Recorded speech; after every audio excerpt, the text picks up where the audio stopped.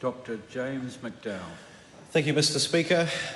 This bill extends the extraordinary powers granted to the Minister for pretty much the remainder of this parliamentary term.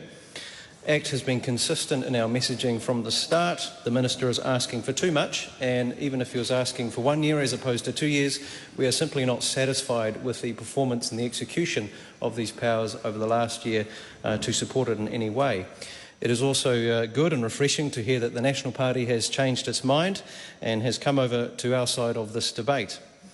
The questions I've had, aside from the term length, are 1, will the powers be used for good and with agility?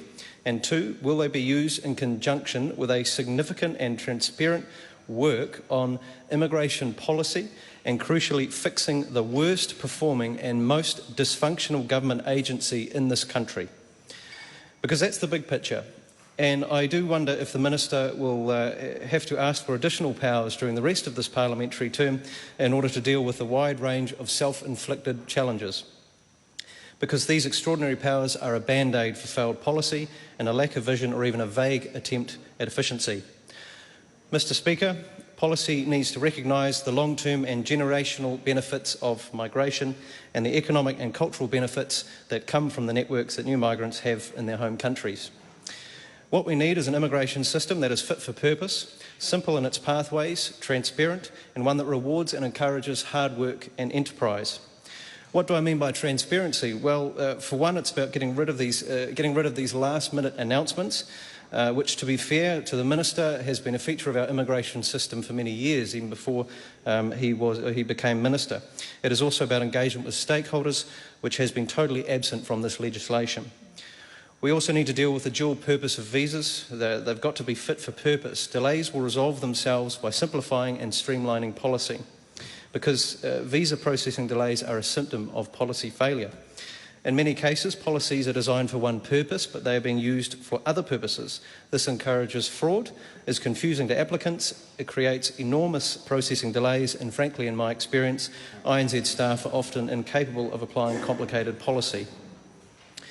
As I've stated in previous calls, we currently have a mass of backlogged applications and onshore migrants stranded on their pathway towards residency. INZ processing is absolutely at breaking point. I personally think that they should consider wiping the slate clean and allowing applicants to enter a transitional pathway to residency with clear and simplified criteria. There should be a focus on directing the current onshore migrant community to qualifications, industries and regions that need them while new policy is drafted and debated. We also need to acknowledge the realities of the immigration space in New Zealand. We must compete internationally for investment and skills. There is a need for migrant labour at all skill levels and sectors, and that policy can be a driver of fraud and exploitation.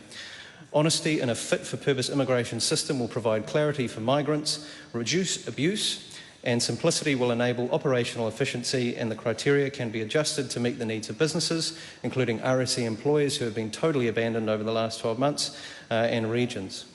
The Minister should also be using his extraordinary powers to bring in more international students and simultaneously focus on improving student visa policy. It should reward and incentivise international students. There should be a list of qualifications that are in demand and a simple and clear pathway to residency upon graduation. Student hardship should also be alleviated with broader and larger working rights, which will reduce immigration fraud. Mr. Speaker, as we've said, ACT supported the original legislation given the uncertainty around the novel coronavirus at the time. The world will look very different in 2023, and we feel that it would be irresponsible for us to support this bill.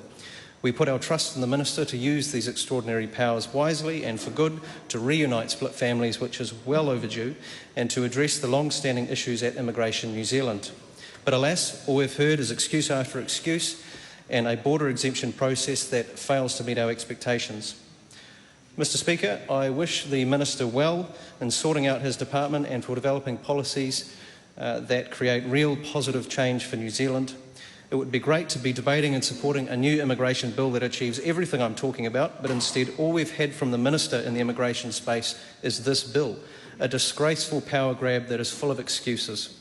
But that's all from us. We've said our piece and we once again oppose this bill. Thank you.